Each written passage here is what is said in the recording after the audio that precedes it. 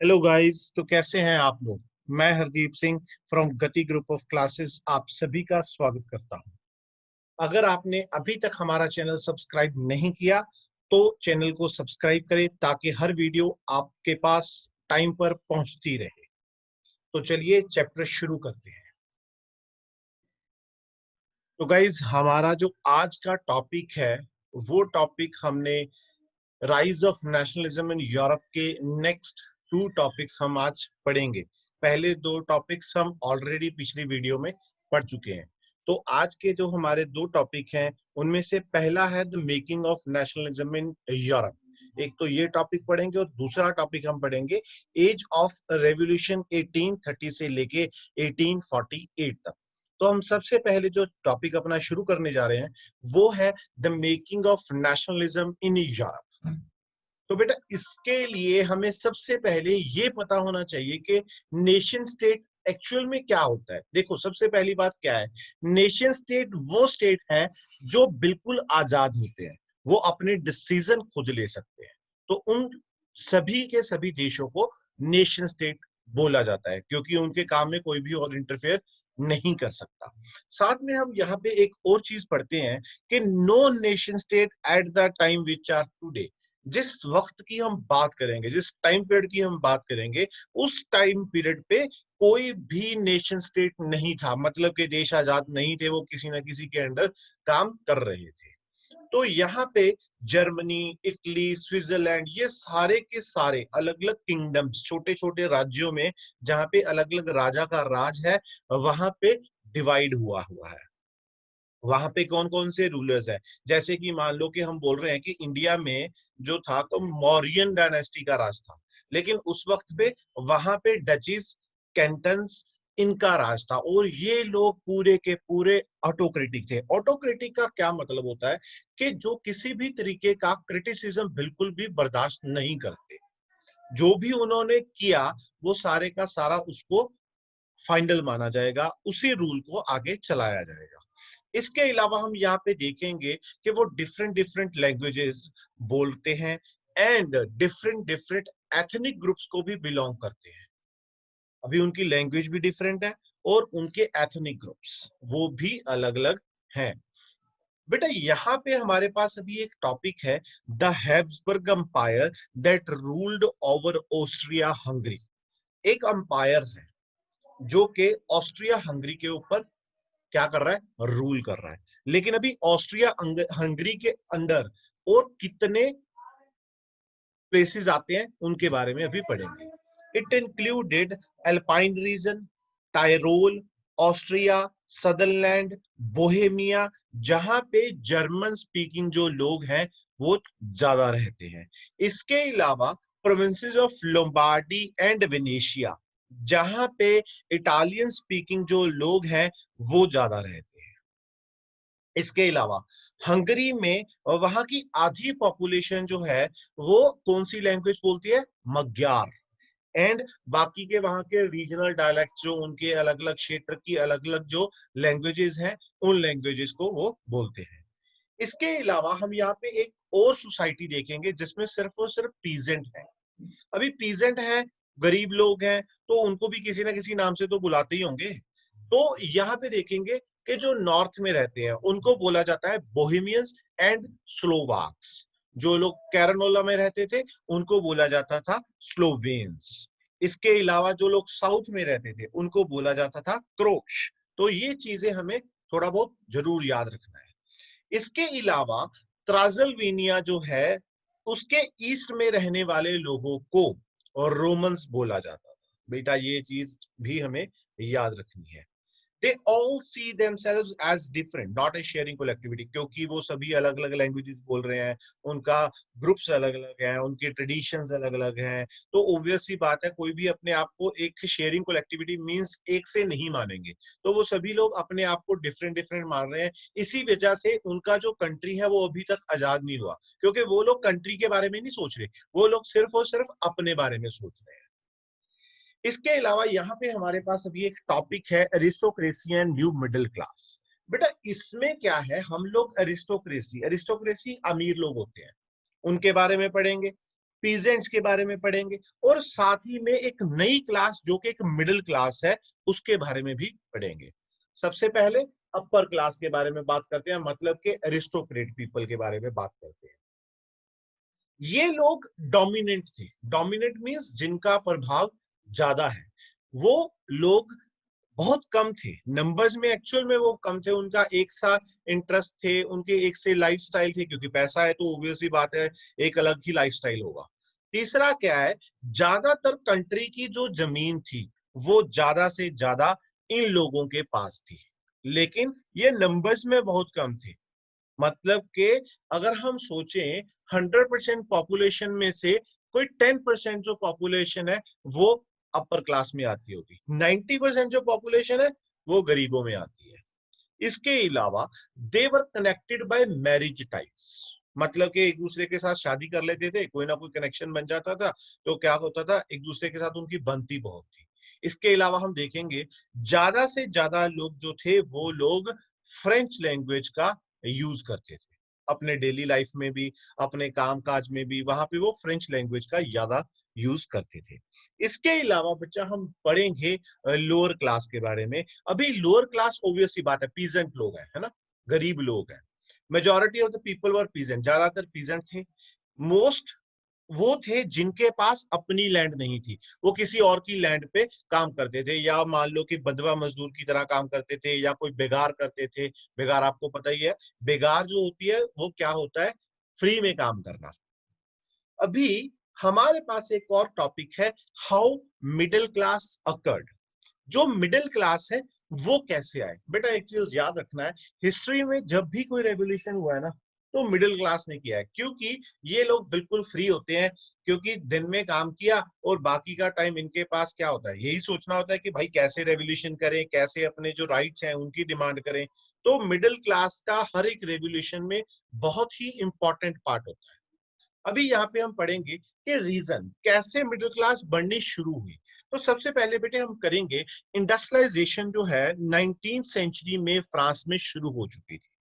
Industrialisation means वहां पे industries, कारखाने बनने शुरू हो चुके थे। तो ऑब्वियसली बात है अगर कारखाने बनेंगे तो लेबर भी आएगी, लेबर आएगी तो उसको रहना भी है, उसको खाना भी है, उसको पहनना भी है, तो उन सभी सर्विसेज की भी जरूरत पड़ेगी। अभी यहाँ पे देखेंगे इसके साथ क्या हुआ, ट्रेड इंक्रीज हुआ, टाउन्स एंड कमर्शियल प्लेसेस जो थी वो एग्जिस्टेंस में आनी शुरू हो गई। तो क्या हुआ, वर्किंग क्लास पीपल जो थे वो अभी एग्जिस्टेंस में आने शुरू हुए। एक नई तरह की जो क्लास थी वो बननी शुरू हो गई, वो थी मिडिल क्लास। इसमें कौन कौन से लोगों को इंक्लूड किया जाता था, सबसे पहले इंडस्ट्रियलिस्ट, दूसरे बिग बिजनेसमैन, तीसरे प्रोफेशनल्स जो पढ़े लिखे होते हैं ना, जैसे कि टीचर्स हो गए। इसके अलावा हम मान लेते हैं जैसे कि वकील हो गए, है ना, इन सभी को प्रोफेशनल्स बोला जाता है। और हमारे पास टॉपिक है लिबरल नेशनलिज्म। बेटा इसको हम बहुत इंपॉर्टेंट से पढ़ेंगे, बहुत ध्यान से पढ़ेंगे, क्योंकि ये एक इंपॉर्टेंट पार्ट है। क्योंकि ये नेशनलिज्म थोड़ा सा अलग हो जाएगा इन लोगों की डिमांड्स, क्योंकि ये मिडिल क्लास ही कर रही है, तो मिडिल क्लास की जो डिमांड है ना वो थोड़ी सी डिफरेंट होगी। इनको खाना नहीं चाहिए, इन लोगों को क्या चाहिए, राइट्स चाहिए। तो यहाँ पे हम देखेंगे अभी, सबसे पहले बेटा लिबर का मतलब होता है फ्री, मतलब फ्रीडम। हर एक डिफरेंट डिफरेंट जो पर्सन है, डिफरेंट डिफरेंट जो बंदा है, उसके अपनी अपनी परसेप्शन होती है, अपनी अपनी सोच होती है। अभी डिमांड ऑफ मिडिल क्लास क्या है, फ्रीडम फॉर इंडिविजुअल। हर एक बंदे के पास फ्रीडम होनी चाहिए, इक्वालिटी बिफोर लॉ होनी चाहिए, हम लोग इक्वल होने चाहिए। ये नहीं है कि एक लोगों को अलग से कोई रूल बना हुआ है, दूसरे लोगों के लिए कोई अलग से रूल बना हुआ है। तो यहाँ पे भी दो स्फीयर पढ़ेंगे, एक पॉलिटिकल स्फीयर पढ़ेंगे, एक हम लोग इकोनॉमिक स्फीयर पढ़ेंगे। सबसे पहले हम पॉलिटिकल स्फीयर पढ़ते हैं, जिसमें सबसे पहला बात क्या है, गवर्नमेंट बाय कंसेंट। मतलब कि गवर्नमेंट बाय कंसेंट होना चाहिए, मतलब के सफरेज, राइट टू वोट होना चाहिए लोगों के पास। क्योंकि गवर्नमेंट बाय कंसेंट तो तभी बनेगी ना अगर हमारे पास राइट टू वोट होगा। गवर्नमेंट बाय कंसेंट क्या होती है, सबसे पहले बेटा, कि जो गवर्नमेंट लोग खुद चुनते हैं उसको गवर्नमेंट बाय कंसेंट बोला जाता है, और इसको लेजिटिमेट गवर्नमेंट भी बोला जाता है। इस चीज को बिल्कुल ध्यान रखना। दूसरी बात क्या हुआ, end of autocracy and clerical privileges after the French revolution of 1789। ये चीज पॉइंट हम पहले भी पढ़ चुके हैं कि जितनी भी क्लरिकल प्रिविलेजेस थी कि फर्स्ट स्टेट सेकंड स्टेट इनको कोई देना नहीं पड़ता था, जैसे कि कोई टैक्स वगैरह हो गया, है ना, इनको बहुत सारी छूट थी, तो वो सारी की सारी छूट अब खत्म कर दी गई है ना, वो प्रिविलेजेस खत्म कर दी गई। तो अभी तीसरा है अडॉप्शन ऑफ द कॉन्स्टिट्यूशन। एक नया कॉन्स्टिट्यूशन बनाया गया और उसको अडॉप्ट किया गया कि अभी कोई भी अगर देश में काम करेगा तो वो कॉन्स्टिट्यूशन के हिसाब से करेगा। जैसे कि हमारी कंट्री है, हमारी कंट्री में भी ऐसा ही किया जाता है कि जो कॉन्स्टिट्यूशन है उसको क्या है, उसको सुप्रीम माना जाता है। मतलब उस कॉन्स्टिट्यूशन के बाहर जाके कोई भी बंदा, चाहे वो राजा ही क्यों ना हो, वो बिल्कुल भी काम नहीं कर सकते। इसके अलावा हम देखेंगे रिप्रेजेंटेटिव गवर्नमेंट थ्रू पार्लियामेंट। वहां पे पार्लियामेंट होनी चाहिए, जैसे कि हमारे देश में ना लोकसभा, राज्यसभा, है ना, वो चीजें होनी चाहिए ताकि लोग अपने आप को क्या कर सके, वहां पे किसी ना किसी बंदे के द्वारा, अपने एमएलए के द्वारा, अपने एमपी के द्वारा रिप्रेजेंट कर सके। तो ये चीज हमें ध्यान में रखनी है। आगे क्या है, इक्वेलिटी बिफोर लॉ। बट यहां पे एक ध्यान रखना है, suffrage doesn't mean equality before law. Suffrage क्या होता है, राइट टू वोट, है ना। तो अगर आपके पास सफरेज है, अगर आपके पास राइट टू वोट है, इसका मतलब ये नहीं है कि आपके पास इक्वेलिटी बिफोर लॉ भी है, क्योंकि इक्वालिटी बिफोर लॉ जो है वो बिल्कुल डिफरेंट कंसेप्ट है। उसका कंसेप्ट है कि अगर कोई कोई क्राइम करता है, अगर किसी को कोई प्रॉब्लम है, तो वो बराबर के अधिकार सभी को मिलेंगे। बराबर का कानून जो है वो सभी को बराबर का देखेगा। कोई भी क्राइम करता है तो उसको बराबर की पनिशमेंट मिलेगी। ये नहीं है कि अमीर लोगों को मिले ना और गरीबों को टांगते रहो। ठीक है ना, तो इस चीज को भी ध्यान रखेंगे। आगे जो हमारे पास बचा टॉपिक है वो है right to suffrage at different times. French revolution के टाइम पे हमारे पास कहां कहां पे राइट टू सफरेज था और नहीं था, इसके बारे में हम पढ़ेंगे। सबसे पहले आप सभी को पता है प्रॉपर्टी ओइंग मैन जो थे और 21 ईयर्स के ऊपर जिनकी एज थी और साथ में जो 3 दिन की वेजेस दे सकते थे, उनको एक्टिव सिटीजन बोला जाता था और उनके पास राइट टू वोट था। दूसरा क्या है, दूसरा जेकोबिन क्लब्स के टाइम पीरियड पे सभी के सभी अडल्ट मेल, चाहे उनके पास प्रॉपर्टी है चाहे नहीं है, बट ओवर 21 है, तो उनको क्या किया जाएगा, राइट टू वोट दे दिया गया। इसके अलावा हमारे पास एक और चीज है, दैट इज नेपोलियन बोनापार्टे। उसके टाइम पे दोबारा से लिमिटेड कर दिया गया, सिर्फ प्रॉपर्टी ओइंग जो लोग थे, आदमी थे, उनको जो है राइट टू वोट मिला। बट यहाँ पे वुमेन को अभी तक राइट टू वोट नहीं मिला, क्योंकि नेपोलियन ने भी आके क्या किया, वुमेन को subject to their father and husband बना दिया, उनको माइनर करार कर दिया गया कि शादी से पहले ये अपने फादर की मानेगी, शादी के बाद ये हस्बैंड की मानेगी। तो इस चीज को भी ध्यान में रखना। चौथा जो पॉइंट है वो क्या है कि 19th और 20th सेंचुरी के स्टार्टिंग में बहुत सारी अलग अलग मूवमेंट्स जो हैं वो स्टार्ट हुई, किसके लिए, इक्वल राइट्स के डिमांड के लिए। अभी इसमें बहुत सारी वुमेन ने भी पार्टिसिपेशन किया क्योंकि उनको भी राइट टू वोट चाहिए। तो पांचवा जो पॉइंट है वो क्या है, 1946 में जो वुमेन थी उनको भी राइट टू वोट मिल गया। अभी जो हमारा नेक्स्ट टॉपिक है वो बेटा हम इसका इकोनॉमिक स्फीयर पढ़ेंगे। इकोनॉमिक स्फीयर ऑब्वियसली बात है, इसमें इकोनॉमिक्स मतलब कि कहीं ना कहीं पैसा जरूर इन्वॉल्व होगा। अगर पैसा इन्वॉल्व है तो ट्रेड इन्वॉल्व होगा, बिजनेस इन्वॉल्व होगा, है ना, उसके बारे में भी पढ़ते हैं। तो सबसे पहले फ्रीडम ऑफ मार्केट्स। बेटा फ्रीडम ऑफ मार्केट्स मतलब के जो इंपोर्ट एक्सपोर्ट है वो बिल्कुल फ्रीडम होनी चाहिए उसको। ये नहीं है कि भाई टैक्स ज्यादा लग रहा है, कहीं टैक्स कम लग रहा है, नहीं, सभी जगह पे इक्वल टैक्स जो है वो लगना चाहिए। दूसरी बात, removal of state imposed restriction on movement of goods and capital. बेटा आपको याद होगा जैसे कि एक कॉर्न लॉज है, वो कॉर्न लॉज में क्या किया गया था कि ब्रिटेन ने जो कॉर्न का इंपोर्ट है वो करना बंद कर दिया था। तो मतलब क्या है कि कोई भी country movement of goods and capital पे कोई भी रोक ना लगाए, वहां पे फ्रीडम, इस बात की भी फ्रीडम होनी चाहिए। जो नेक्स्ट हमारा है, whole Europe was divided into small principalities. पूरे का पूरा यूरोप जो था वो छोटे छोटे पार्ट्स में डिवाइड हुआ था। हर एक की अपनी अपनी करेंसी चल रही है, डिफरेंट डिफरेंट उनके कस्टम बैरियर्स, मतलब के टैक्स सिस्टम बनाया हुआ उन्होंने। नेपोलियन के टाइम पे 39 स्टेट्स की कन्फेडरेशन थी, ये हमें पहले भी पढ़ा है। तो 1833 में बेटा हैम्बर्ग एंड न्यूरमबर्ग जो के एक प्लेसेस है, उनके बीच में अगर कोई ट्रेड कर रहा है तो उसको 11 जगह पे टैक्स देना पड़ता था, और साथ में अलग से कस्टम ड्यूटी ऑफ 5% वो भी साथ में देनी पड़ती थी। बेटा अभी हम यहाँ पे वो पॉइंट पढ़ेंगे जो हमने अपनी पहली वीडियो में देखा था कि कैसे यूनिफॉर्म वेट एंड मेजर को इंट्रोड्यूस किया गया। जैसे कि मान लो सबसे पहले एलए क्या होता है बेटे, इस चीज को हम याद रखेंगे। एलए जैसे कि आजकल हम मीटर होता है ना, कपड़े को नापते हैं ना तो मीटर से नापते हैं, तो पहले क्या था, एलए से नापा जाता था। तो अब फ्रैंकफर्ट में 54.7 सेंटीमीटर, मिलान में 55.1 सेंटीमीटर, किसमें, एक एलए में, न्यूरमबर्ग में 65.6 सेंटीमीटर, और फ्रेबर्ग में 53.5 सेंटीमीटर। तो ये चीजें क्या है, ये अलग अलग उनकी मेजरमेंट है, तो ऑब्वियस सी बात है टैक्स भी तो अलग अलग होगा। तो एक बंदे को जो अपना ट्रेड कर रहा है उसको इतनी सारी प्रॉब्लम्स का सामना करना पड़ता था।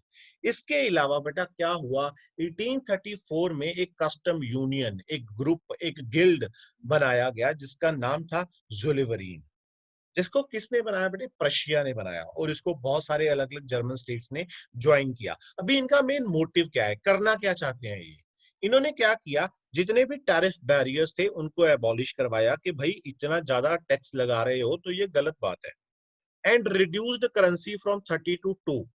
जो करेंसी है उसको भी क्या किया गया, 30 टाइप की करेंसी चल रही है उसको भी 2 तरह की करेंसी पे लाया गया। बेटा एक चीज याद रखना, टैरिफ बैरियर्स में और टोल बैरियर्स में, दोनों में बहुत सा फर्क होता है, ठीक है ना, इस चीज को हमने याद रखना है, ठीक है ना। टोल बैरियर्स होता है रोड टैक्स, लेकिन ये टैरिफ बैरियर्स ये क्या है, ये है एक तरह का आपका बिजनेस पे जो आप वो कर रहे हो, ट्रेड जो कर रहे हो उस पे लगाया गया टैक्स होता है, जो कि हम अभी वहीं पे दे आते हैं, जैसे कि जीएसटी देते हैं तो वहीं पे हम लोग दे देते हैं जहां से हम सामान खरीदते हैं, तो हमें रास्ते में कहीं और देने की जरूरत नहीं पड़ती, ठीक है ना, चाहे हम कितने भी स्टेट से निकल जाए, लेकिन हमारे पास बिल होना चाहिए कि भाई हमने वहां पे टैक्स दे दिया है।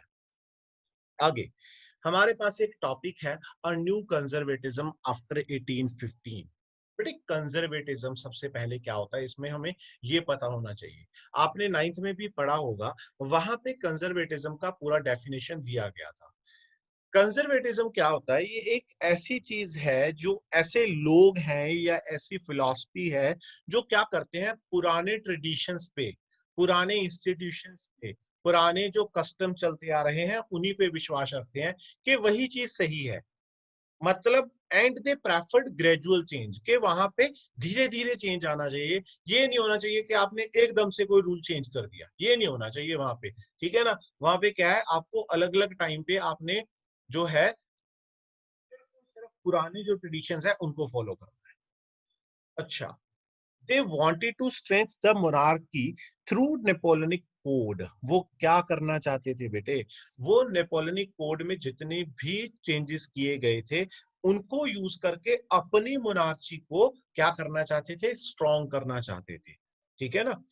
अभी एक और टॉपिक है बेटे, बहुत ही इंपॉर्टेंट टॉपिक है, वियना कांग्रेस, इसलिए आपको याद रखना है इस चैप्टर में 1815 का टाइम पीरियड बहुत इंपॉर्टेंट है, क्योंकि नेपोलियन बोनापार्टी जो है वो भी वाटरलू की लड़ाई में इसी टाइम पे हारता है, और उसी के बाद ये वियना कांग्रेस जो है वो होती है। अभी वियना कांग्रेस की किसने, उन लोगों ने जिन्होंने नेपोलियन बोनापार्टी को हराया। अभी इनके मेन मोटिव, एम, सारा कुछ पढ़ेंगे हम लोग। तो सबसे पहले बेटे ईयर जो है वो 1815 हम पहले ही बात कर चुके हैं। हेडेड बाय, इसका हेड कौन था, ऑस्ट्रियन चांसलर ड्यूक मेटरनिच, जिसके बारे में हमने पढ़ा था कि अभी पढ़ेंगे भी, और गिसिपी मैजिनी के चैप्टर में भी उसको पढ़ेंगे। Place, place means Vienna, Vienna place पे ये जो मीटिंग थी वो हुई, ठीक है ना। और इसका मेन एम क्या था, इसका एम था to restore the changes done by Napoleon Bonaparte. Napoleon Bonaparte ने जो भी चेंजेस किए हैं उनको क्या किया जाएगा, दोबारा से रिस्टोर किया जाएगा। तो सबसे पहला काम क्या किया गया? सबसे पहला काम किया गया कि जो बॉर्बन डायनेस्टी है उसको दोबारा पावर में लाया गया। बॉर्बन डायनेस्टी आपको याद होनी चाहिए कि बॉर्बन डायनेस्टी किसकी डायनेस्टी है? लुईस 16 की डायनेस्टी थी, जो कि फ्रांस पे रूल करता था। अभी उसको दोबारा, लुईस 16 को नहीं, क्योंकि वो तो मर ही गया, तो उसकी नेक्स्ट जो फैमिली होगी, लीनिएज होगी, उसको दोबारा पावर में लाया गया। इसके अलावा जो फ्रांस थी बेटे, उसने जितनी भी टेरिटरीज नेपोलियन के टाइम पे जीती थी अलग अलग देशों से, वो भी उनको वापस करनी पड़ी। और फ्रांस की जो बाउंड्रीज है उन पे बहुत सारी अभी स्टेट्स बना दी गई, ताकि फ्रांस जो है अपने फ्यूचर में कभी भी एक्सपेंशन ना कर सके, दोबारा उन एरियाज को दोबारा ना जीत सके। अभी हमारे पास एक और चीज है कि kingdom of Netherland which included Belgium was set up in north. मतलब के नीदरलैंड जो है और बेल्जियम दोनों को इकट्ठा करके नॉर्थ में सेट कर दिया गया। इसके अलावा जिनोआ was added to Piedmont in south. South में जिनोआ और पिडमॉन्ट दोनों को ऐड कर दिया गया। मतलब कि जिनोआ जो है वो पिडमॉन्ट में ऐड कर दिया गया। इसके अलावा प्रशिया, उसको बहुत सारी जो टेरिटरीज है वो वेस्टर्न फ्रंटियर्स पे दे दी गई। ऑस्ट्रिया को नदरन इटली का कंट्रोल दे दिया गया। इसके अलावा ईस्ट में रशिया को पोलैंड का पार्ट रूल करने के लिए दिया गया। प्रशिया को सेक्सोनी का कुछ पार्ट जो है वो रूल करने के लिए दे दिया गया, है ना। क्योंकि वो क्या कर रहे हैं, ये लोग, इन सभी लोगों ने मिलके हराया, तो ऑब्वियस सी बात है ये क्या करेंगे, अभी मिठाई सभी में बांटेंगे। तो इन्होंने अभी ये क्या कर रहे हैं, ये मिठाई बांट रहे हैं। तो अभी यहाँ पे देखेंगे कंजर्वेटिव रिजाइम सेटअप इन 1815 वर ऑटोक्रेटिक। ऑटोक्रेटिक का मतलब हमने पहले भी पढ़ा है कि जो किसी भी तरीके का क्रिटिसिज्म जो है वो बर्दाश्त नहीं करते। मतलब कि उनके रूल को, उनके लिए गए डिसीजन को आप लोग क्वेश्चन नहीं कर सकते हो। तो ये चीज याद रखेंगे। आगे हमारे पास एक बहुत इंपॉर्टेंट टॉपिक है, रेवोल्यूशनरीज। बेटे इसमें बहुत ही इंपॉर्टेंट पर्सन का नाम आने वाला है, इसको हम ध्यान से पढ़ेंगे। The revolutionaries. अभी रेवोल्यूशनरीज कौन होते हैं? ऑब्वियस सी बात है, जो लोग रेवोल्यूशन करते हैं, है ना। रेवोल्यूशन क्यों करते हैं भाई? क्या जरूरत है घर पे बैठो खाना खाओ? नहीं नहीं नहीं नहीं भाई नहीं। क्योंकि रेवोल्यूशन क्यों करना है? क्योंकि हमारा देश गुलाम है, हमें उसको आजाद करवाना है। हमें क्या करना है? जो फॉरेनर्स हैं या जो बाहर के लोग हैं, जो यहाँ के नहीं हैं, उनके रूल से आजाद करवाना है।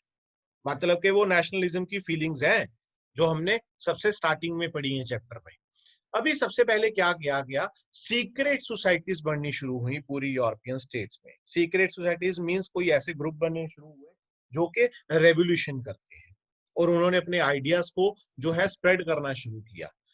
टू बी रेवोल्यूशनरी, इस टाइम पे अगर आप रेवोल्यूशनरी बनते हो तो क्या करते हो? सरकार का विरोध कर रहे हो, मतलब कि आप अपने राजे के खिलाफ हो। ऑब्वियस सी बात है, आपको याद होना चाहिए, राजे के खिलाफ होना मतलब मौत, ठीक है ना। तो यहाँ पे हम लोग अभी एक इंपॉर्टेंट पर्सन है गिसिप्पी मैजिनी, इसके बारे में पढ़ेंगे।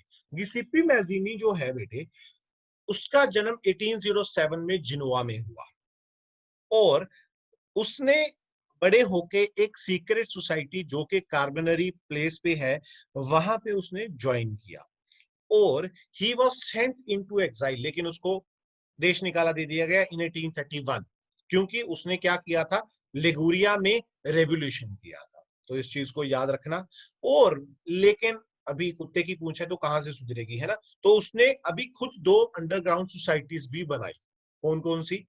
सबसे पहले बनाई यंग इटली इन मर्सलीज, जो दूसरी बनाई यंग यूरोप इन बर्ने।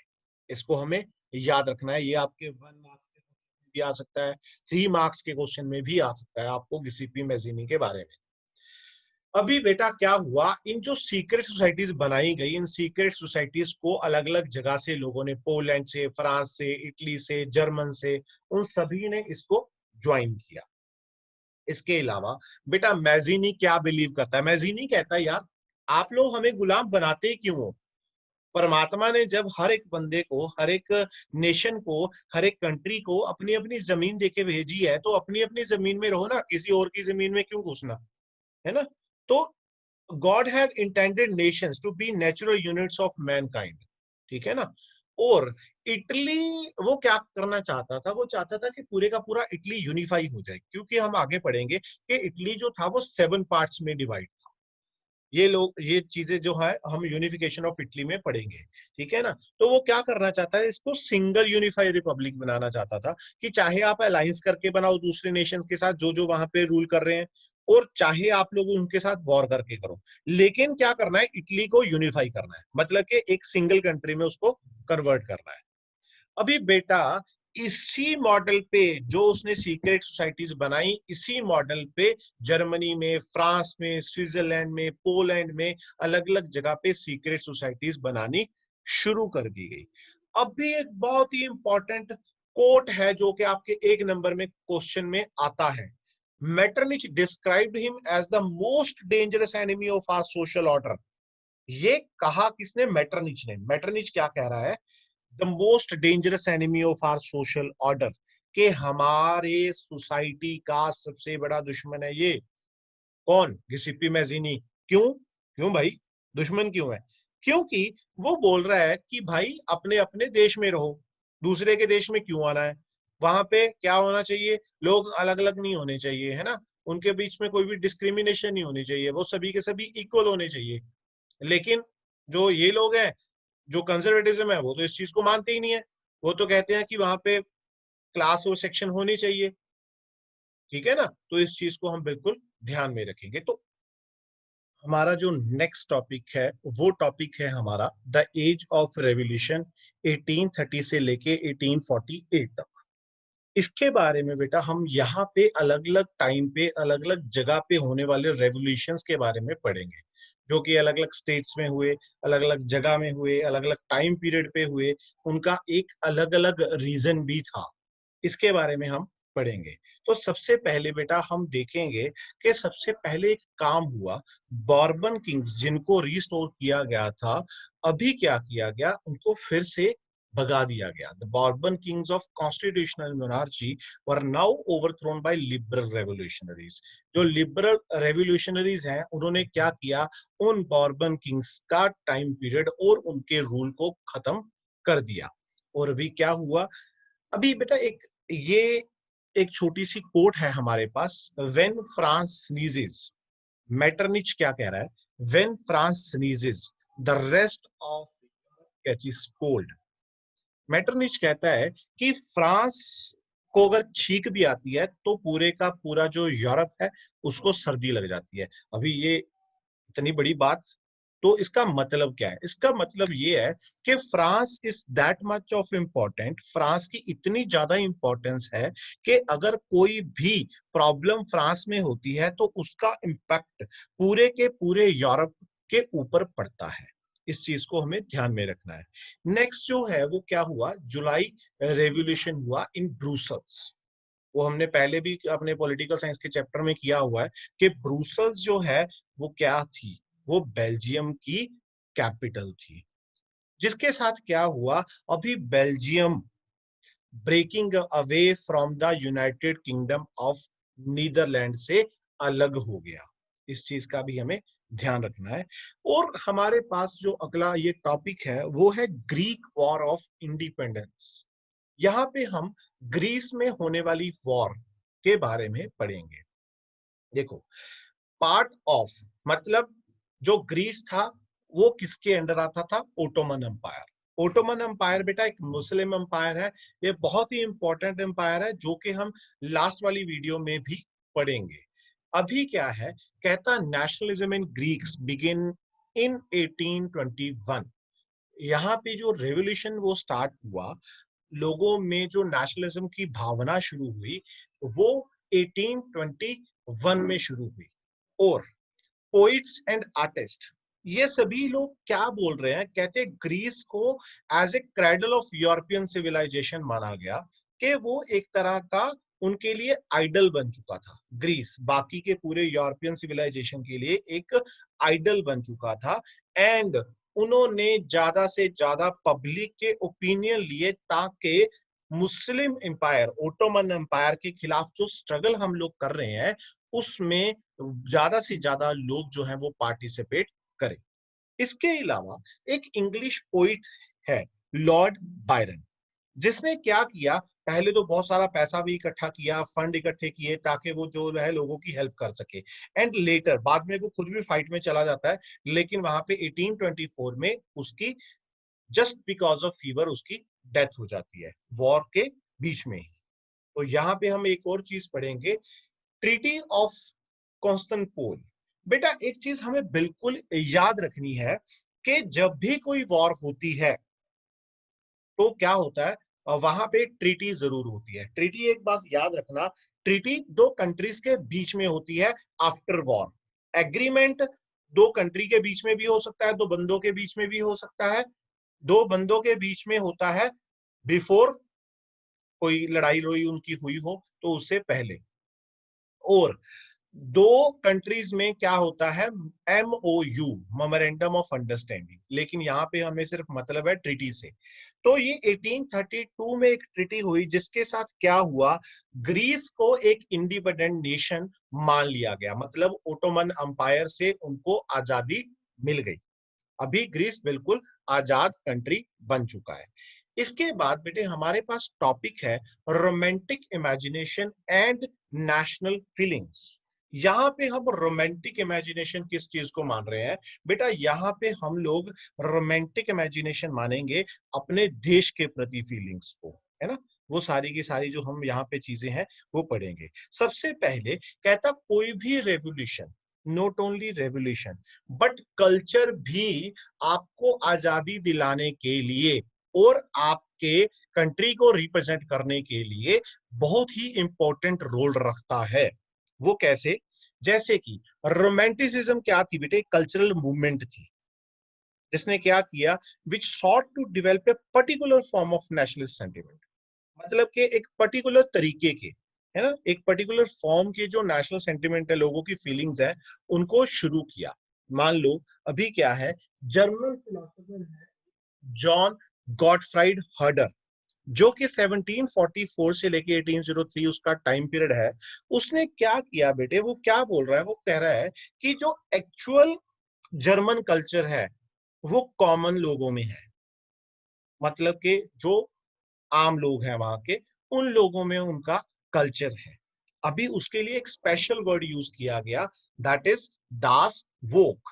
इसका मतलब होता है कॉमन पीपल, ठीक है ना। दूसरी बात जो है वो है कि फोक सॉन्ग्स, फोक पोइट्री, फोक डांसेस, इन सभी को इकट्ठा किया गया। इसको क्या बोला जाता है, true spirit of the nation. क्योंकि जब देखो हम ये पंजाब में रहते हैं, या आप हरियाणा में रहते हैं, या आप राजस्थान में रहते हैं, कहीं भी रहते हैं, तो आप अपनी स्टेट के कल्चर को बहुत ज्यादा इंपॉर्टेंस देते हो। या अभी हम लोग इंडियंस हैं तो ऑब्वियस सी बात है हम इंडिया की कल्चर को इंपॉर्टेंस देंगे। उसी तरीके से यहाँ पे उन्होंने जर्मन के कल्चर को जो है वो इंपॉर्टेंस देनी शुरू की, और उसको बोला जाता है to spirit of the nation, that is volksgeist. इसको पॉपुलराइज किया गया, लोगों में फैलाया गया, ताकि लोगों में नेशनल फीलिंग्स जो है वो ज्यादा से ज्यादा शुरू हो। इसके अलावा हम यहाँ पे देखेंगे, उन्होंने जितना भी लिटरेचर लिखा, जितना भी लिटरेचर बनाया, जितना कुछ भी लिखा गया, जो कुछ भी इकट्ठा किया गया, सारा का सारा वर्नाकुलर लैंग्वेजेस, लोकल लैंग्वेजेस में बनाया गया, जो कि आम लोग भी पढ़ सकें, आम लोगों को भी उसके बारे में पता लग सके। ये इंपॉर्टेंट बात यहाँ पे है।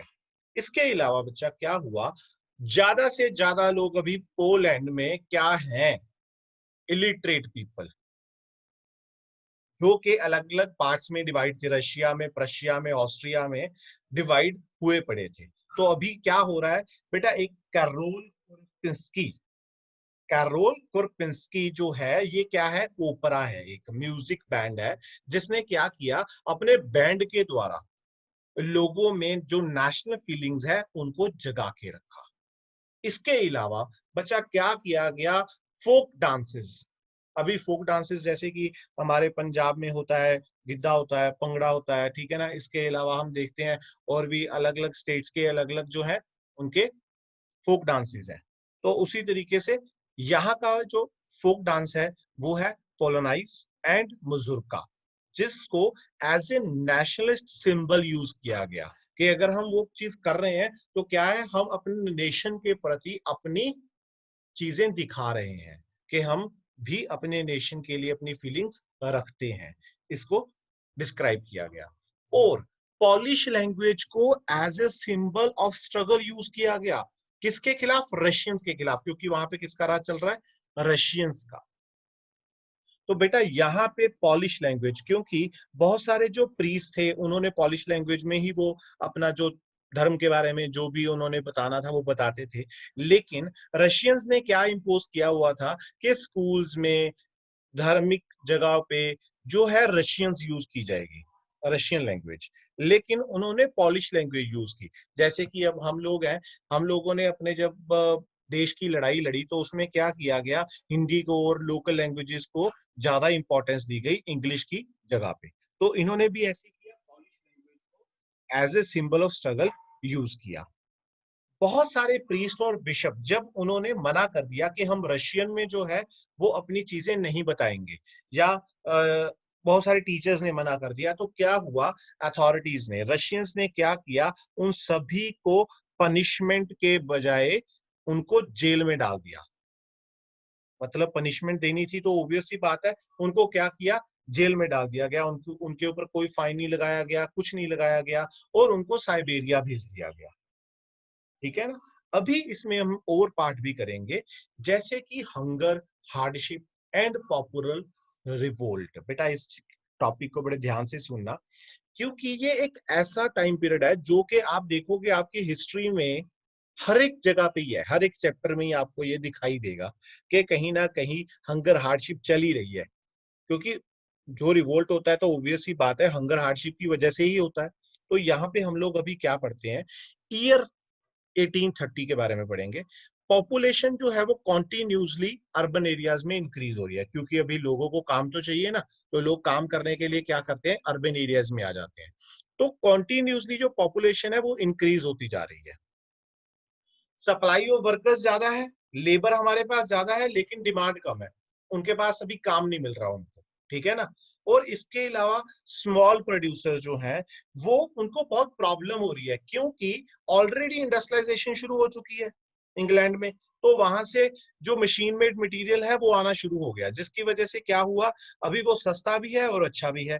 तो जो स्मॉल प्रोड्यूसर्स हैं उनका जो माल है वो बिकना बंद हो गया, तो उनको भी यहाँ पे प्रॉब्लम आ रही है। और एक बात और, मोस्टली जो टेक्सटाइल का इंडस्ट्री था उसने ज्यादा सफर किया। टेक्सटाइल आप लोग समझते हो कि कपड़े का जो इंडस्ट्री था उसने ज्यादा सफर किया। इसके अलावा अभी भी कुछ एरियाज में अरिस्टोक्रेसी पावर में है, अभी भी फ्यूडल ड्यूज चल रहे हैं, अभी भी ऑब्लिगेशन चल रही हैं, अभी भी उनको मैनोरियल ड्यूज देने पड़ रहे हैं। तो ये तो उनके लिए एक और बहुत बड़ी प्रॉब्लम हो गई। तो अभी क्या हुआ, साथ में प्राइस ऑफ फूड वो भी इंक्रीज होने शुरू हो गए। हार्वेस्ट तो ऑलरेडी बैड चल रही है, अभी मान लो कि फसलें खराब हो गई हैं, तो ऑब्वियस सी बात है फूड तो लोगों को चाहिए चाहिए, तो प्राइसेस इंक्रीज होने शुरू हो जाते हैं। इसके अलावा बेटे हमारे पास है पेरिस रिवोल्ट। पेरिस रिवोल्ट, अभी पेरिस में एक रिवोल्ट हुआ, उसका भी एक इंपॉर्टेंट रीजन था। इसका ईयर मानेंगे 1848। और बेटा यहाँ पे क्या हुआ, अभी रीजन क्या है, problem of food shortage, unemployment, ज्यादातर यही प्रॉब्लम होती है, फूड शॉर्टेज, अनएम्प्लॉयमेंट। तो लोगों ने क्या किया, रेवोल्यूशन करना शुरू कर दिया, रोड पे आना शुरू कर दिया। अभी लुइस फिलिप वहां का जो राजा था उसको भगा दिया गया, फोर्स टू फ्ली, मतलब उसको वहां से जबरदस्ती जो था वो भगा दिया गया। इसके अलावा बच्चा क्या हुआ, नेशनल असेंबली जो है प्रोक्लेम्ड ए रिपब्लिक। नेशनल असेंबली ने अभी एक रिपब्लिक कंट्री बना दिया, जहां पे जितने भी मेल्स हैं ओवर 21, मतलब के 21 के ऊपर जितने भी मेल हैं उन सभी को राइट टू वोट मिल गया। और साथ में राइट टू वर्क भी दिया गया कि आपके पास राइट टू वर्क है, आप काम कर सकते हो, काम की डिमांड कर सकते हो। ठीक है ना? इसके अलावा बहुत सारी नेशनल वर्कशॉप्स लगाई गई ताकि लोगों को क्या है, इंप्लॉयमेंट मिल सके, लोगों को ज्यादा से ज्यादा काम दिया जा सके। यहाँ पे एक और हमारे पास टॉपिक है, revolt of viewers in Silesia. बेटा सिलेशिया का जो रिवोल्ट है ये अक्सर आपके 3 नंबर के मार्क्स के क्वेश्चन में जरूर आता है, तो इसको भी हम ध्यान से पढ़ेंगे। जैसे कि सबसे पहले ईयर की बात करेंगे, 1845 का ईयर है। इसको बहुत सारे पीजेंट्स जो है उन्होंने ज्वाइन किया। पहले तो वीवर्स ने शुरू किया, लेकिन बाद में पीजेंट्स ने ज्वाइन किया। अभी ये टाइम पीरियड कौन सा चल रहा है? जून का, ठीक है ना। तो जो माउंटेनस एरिया है सिलेसिया का, जो कि प्रशिया के अंडर है, सिलेसिया जो है वो किसके अंडर रूल कर रहा है? प्रशिया के, ठीक है ना। तो अभी यहाँ पे इन मार्च में क्या हुआ? Developed a struggle to revolt against Prussian feudal system. Prussian feudal system के खिलाफ वहां पे रिवोल्ट शुरू हुआ, लेकिन उसको सेना ने दबा दिया। ट्रूप्स मतलब सेना ने उसको सप्रेस कर दिया, उसको दबा दिया। और बट वीवर्स जो हैं उनको डबल एक्सप्लॉइट किया जा रहा था। एक तो वो जहां पे वो काम कर रहे हैं, एक वो जो उनको कर्जा दे रहे हैं, है ना। तो दोनों के दोनों उनको एक्सप्लॉइट कर रहे थे अलग अलग तरीके से। कोई उनको कम दे रहा है पैसा, और कोई उनसे ज्यादा इंटरेस्ट ले रहा है। तो ऑब्वियसली बात है, दोनों की तरफ से वो एक्सप्लॉइट हो रहे हैं। तो बेटा क्या हुआ अभी? क्या वेजेस, जो वेजेस मतलब कि उनको दिहाड़ी मिलती थी, है ना, जो डेली वेज उनको मिलता था बाय द मैन्युफैक्चरिंग एंटरप्रेन्योर्स, जो उनके लिए इन्वेस्ट कर रहे हैं यार्न के लिए, है ना, वो अभी क्या हुआ? वो भी कम कर दिया गया। उनको जो वेजेस मिलनी थी वो भी कम कर दी गई। पहले से ही प्रॉब्लम चल रही है क्योंकि खेती बाड़ी अच्छी नहीं हो रही है, ठीक है ना। और 4 जून को एक इंसिडेंट हुआ। बहुत सारी जो क्राउड थी, मतलब कि बहुत सारे जो व्यूवर्स थे, उन्होंने क्या किया? नियर अबाउट 2 बजे का टाइम था, वो कॉन्ट्रैक्टर्स के जो मेंशन, उनका जो घर था उसके बाहर चले गए, और उन्होंने वहां पे जाके नारेबाजी की। वहां पे उन्होंने डिमांड की कि हमें जो वेजेस है वो ज्यादा चाहिए, हायर वेजेस चाहिए। तो ऑब्वियस सी बात है, अगर वो लोग वहां पे गए हैं तो दूसरे लोग भी कुछ ना कुछ करेंगे ही। तो बेटा क्या हुआ?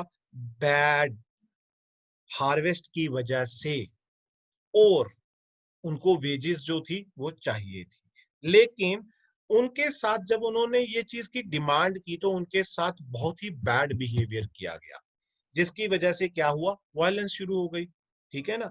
तो इसमें क्या हुआ बेटे? 11 जो वीवर्स हैं वो फायरिंग में मर जाते हैं। अभी यहाँ पे मिलिट्री कैसे आई बेटा? क्योंकि जो जितने भी जो कॉन्ट्रैक्टर्स थे, जब वहां पे रिवोल्ट हुआ, जब वहां पे वायलेंस हुई, तो वो वहां से भाग के चले गए, और वो वापस मिलिट्री को अपने साथ में लेके आए गवर्नमेंट के पास से, और उन्होंने वहां पे आके गोलीबारी की, जिसकी वजह से जो 11 वीवर्स हैं वो मर जाते हैं, ठीक है ना। अभी हमारे पास एक टॉपिक है revolution of liberals. Time period है 1848। बेटा यहाँ पे आपको हर एक जगह पे मैं टाइम पीरियड जो है वो साथ में बता रहा हूँ, तो इस चीज को बिल्कुल ध्यान में रखना है कि हमें टाइम पीरियड भी जरूर साथ में लिखना है। इसके अलावा बच्चा क्या हुआ? अभी फ्रांस जो है inspired the people of Germany, Italy, Poland, Austro Hungary. France में क्योंकि रेवोल्यूशन हुआ तो उसके बाद सभी ने अपने अपने रेवोल्यूशन शुरू किए। अभी उनकी डिमांड्स क्या है बेटे? उनकी डिमांड अलग से है, पार्लियामेंट्री प्रिंसिपल है कि कॉन्स्टिट्यूशन होना चाहिए, लोगों के पास राइट टू होने चाहिए, राइट टू वोट होना चाहिए, राइट टू वर्क होना चाहिए, राइट टू स्पीच होना चाहिए, राइट टू एक्सप्रेशन होना चाहिए, राइट अगेंस्ट एक्सप्लॉयटेशन होना चाहिए।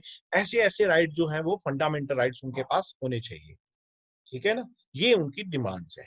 इसके अलावा freedom of press, freedom of association, मतलब के ग्रुप्स हम बना सकें, ताकि अपनी यूनियन बना सकें और अपनी डिमांड सरकार से कर सकें। इसके अलावा बच्चा लिबरल मूवमेंट अभी जर्मनी में पढ़ेंगे कि वो कैसे हुई। मेंबर्स जो है मिडिल क्लास, मैंने पहले भी आपसे बात की थी, मिडिल क्लास लोग बिल्कुल फ्री होते हैं। उनके पास दिन में काम करके इवनिंग का टाइम फ्री होता है, तो ऑब्वियस सी बात है वो क्या करते हैं? उसमें प्लानिंग करते हैं कि भाई कैसे अपने राइट्स लिए जाए, कैसे अपनी चीजों की डिमांड की जाए, ठीक है ना, क्योंकि पढ़े लिखे होते हैं, ठीक है ना। तो अभी ये क्या है? ये सभी लोग क्या कर रहे हैं? अभी इनकी एक डिमांड है। ये कहाँ पे आए बेटा? फ्रैंकफर्ट सिटी में आते हैं, और जर्मन नेशनल असेंबली के लिए वोट करते हैं कि जर्मन नेशनल असेंबली बनाई जाए। 18 मई 1848 में क्या हुआ? 831 जिनको इन्होंने अपना रिप्रेजेंटेटिव चुना, march in a festive procession in Frankfurt parliament in church of saint Paul में। सभी लोग वहां पे आए, उन्होंने वहां पे आके प्रोसेशन किया, ठीक है ना। अभी वहां पे क्या हो रहा है, इसको बड़े फीचर किसने किया, अभी मतलब कि हेडेड किसने किया, ये इसको हम याद रखेंगे। Monarchy subject to the parliament, के राजे का राज तो है, लेकिन वहां पे क्या होगा, पार्लियामेंट के हिसाब से उसको चलना पड़ेगा। वो कोई भी डिसीजन खुद नहीं ले सकता, उसको पहले पार्लियामेंट से कोई ना कोई डिसीजन लेने के लिए पूछना जरूर पड़ेगा। इसके अलावा बेटा अभी इन्होंने इकट्ठे होकर क्या किया, फ्रेडरिक विलियम फोर्थ को कहा कि भाई आप क्या है, आप हमारे राजा बन जाओ पूरे के पूरे जर्मनी के, है ना, कि हमारा लीडर जो है वो आप बन जाओ। लेकिन वो मना कर देता है, और क्या होता है कि वो खुद भी जो है बाकी राजाओं के साथ जाके ज्वाइन कर लेता है कि भाई हाँ ये लोग जो भी कर रहे हैं वो बिल्कुल गलत कर रहे हैं, क्योंकि राजे का ही राज चलना चाहिए, कोई भी सब्जेक्ट टू पार्लियामेंट नहीं होना चाहिए। साथ में ये जो जर्मन नेशनल असेंबली थी, धीरे धीरे इसकी सपोर्ट खत्म होती गई, लोगों ने भी इसको छोड़ दिया, क्योंकि उनके पास इसका कोई रिजल्ट नहीं निकला, उनको इसका कोई फायदा नहीं हुआ, तो लोगों ने धीरे धीरे इसकी सपोर्ट करना बंद कर दिया। इसके अलावा बेटा हम यहाँ पे पढ़ेंगे अभी पोजीशन ऑफ वुमेन। देखो जैसे कि कोई भी कंट्री, कोई भी देश, कोई भी बंदा जो है वो वुमेन के बिना बिल्कुल अधूरा है, उसी तरीके से ये चैप्टर भी वुमेन के बिना बिल्कुल अधूरा है। तो यहाँ पे हम पोजीशन ऑफ वुमेन पढ़ने वाले हैं। जैसे कि सबसे पहले बेटा मैंने पहले भी बात की थी कि वुमेन जो थी, उन्होंने डिफरेंट डिफरेंट जो मूवमेंट्स हैं उनमें पार्टिसिपेट किया। उन्होंने अपनी पॉलिटिकल एसोसिएशंस बनाई, अपने न्यूज़पेपर बनाए, पॉलिटिकल मीटिंग्स में पार्टिसिपेशन किया, डेमोन्स्ट्रेशन में पार्टिसिपेट किया। क्यों? जस्ट राइट टू वोट लेने के लिए, ठीक है ना। और फ्रैंकफर्ट पार्लियामेंट में बेटे उनको बिठाया गया कि आप आ सकते हो, लेकिन जस्ट एन ऑब्जर्वर, आप वहां पे बैठ के सिर्फ देख सकते हो कि क्या हो रहा है, लेकिन आप वहां पे डिसीजन मेकिंग में पार्टिसिपेट नहीं कर सकते।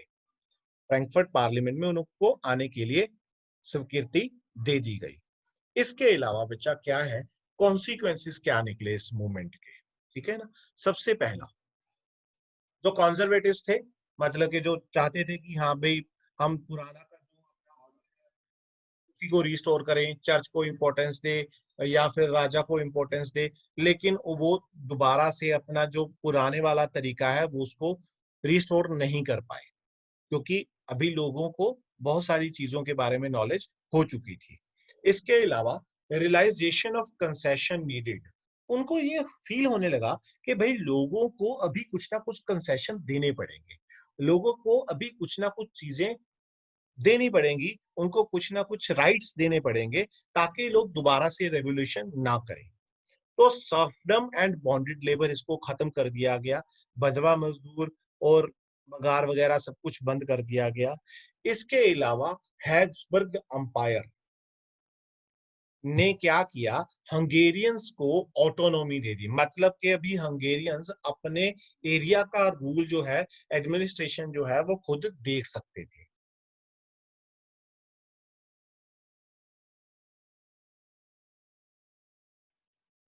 तो बेटा यहीं पे हमारा जो आज का टॉपिक है वो दोनों खत्म होते हैं। आज हमने दो टॉपिक किए, making of nationalism in Europe and age of revolution 1830 to 1848। आगे हमारे इस चैप्टर के तीन टॉपिक रहते हैं, तो वो तीन टॉपिक आपको अगली वीडियो में मिल जाएंगे। तो आपको वो वीडियो भी बिल्कुल ध्यान से देखनी है, जो पिछली वीडियो है वो भी बिल्कुल ध्यान से देखनी है, ताकि हमें सारे का सारा चैप्टर बहुत ही आसानी से समझ आ सके। गाइज अगर आपको ये वीडियो पसंद आई हो तो प्लीज इसे लाइक करें, शेयर करें, कमेंट करें, और प्लीज चैनल को सब्सक्राइब करना न भूलिएगा। Thank you very much.